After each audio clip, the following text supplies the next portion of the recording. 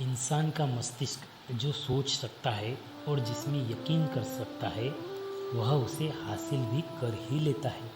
नमस्कार दोस्तों, मेरा नाम है नीलेश। आज मैं आपके सामने एक सुंदर कथा प्रस्तुत करने जा रहा हूँ। दोस्तों, एक नगर पर श्री गणेश जी की बहुत ही बड़ी कृपा थी और इस कारण वह राज्य भी बहुत खुश था और इसीलिए वह राजा हमेशा ही रोज़ गणेश जी के मंदिर पर दर्शन करने के लिए आता था।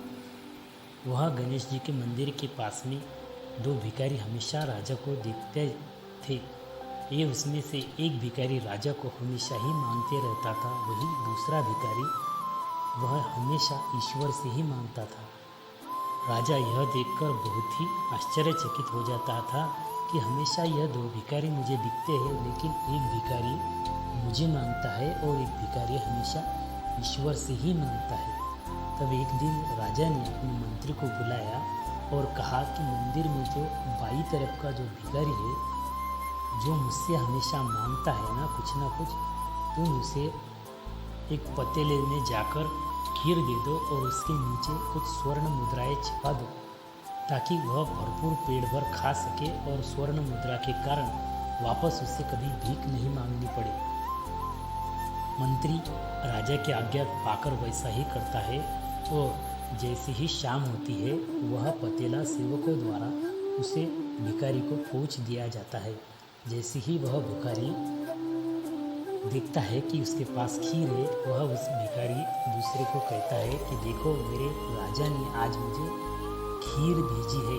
तुम्हारे ईश्वर ने तुम्हें क्या भेजा है जो तुम ईश्वर के गुणगान करते हो? तो उस पर भी वह कहता है कि मुझे मेरा ईश्वर कभी भूखा रह ही नहीं सकता, कुछ ना कुछ मेरा ईश्वर ज़रूर ही देगा। तब वह भिखारी पूरी तरह से खीर खाता है और उसका भरपूर पेट भर के संतुष्ट हो जाता है। तब वह भिखारी कहता है, ऐ मित्र, तुम्हें ईश्वर कुछ नहीं देने वाला, ये लो, मेरे राजा ने जो मेरे को खीर दी है उसमें से बहुत खीर अभी भी बची है। मेरा पेट तो भर गया है, अगर तुम्हें खाना है तो तुम निश्चित ही इसे खा सकते हो। वह उठकर गया और उसने उसे वह पतीला दे दिया। जैसे ही वह पतीला उसे दे दिया, उसने भरपूर खीर खाई और नीचे की तरफ उसने जब हाथ लगाया तो उसे कुछ भारीपन महसूस हुआ। तभी उसने देखा कि उसमें कुछ स्वर्ण मुद्राएं हैं। वह पतीला लेकर वह वहाँ से चला जाता है और वापस फिर कभी भीख नहीं मांगता। अगले दिन राजा जब मंदिर में आता है तो अपने मंत्री से पूछता है कि क्या तुमने इस भिखारी को खीर नहीं दी? तब मंत्री कहता है कि हाँ महाराज, मैंने तो इसे खीर दी थी। तब राजा उस भिखारी को पूछता है, क्या तुम्हें खीर मिली थी? तब वह भिखारी कहता है कि हाँ महाराज, मुझे तो बहुत खीर मिली थी और मुझे खीर बहुत पसंद भी आई।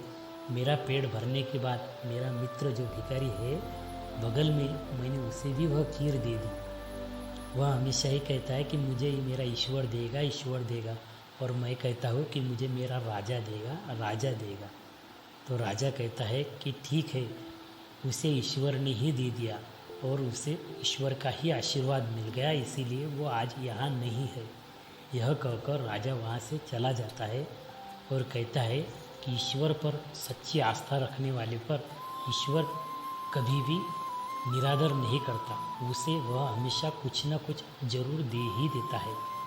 दोस्तों, इस कहानी से हमें पता चलता है कि हमेशा अपनी कठिन परिस्थिति पर भी ईश्वर पर हमेशा भरोसा रखना चाहिए, वही आपकी मदद जरूर करेगी।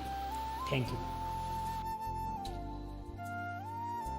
हमारी यह कथा आपको अच्छी लगे तो हमारे चैनल को लाइक कीजिए, शेयर कीजिए और बेल आइकन दबाकर सब्सक्राइब कीजिए, ताकि हमारी जो भी आने वाली वीडियोज़ है वो आपको तक सरलता से पहुंच जाए। तब तक के लिए शुक्रिया। आबाद रहे, सुरक्षित रहिए।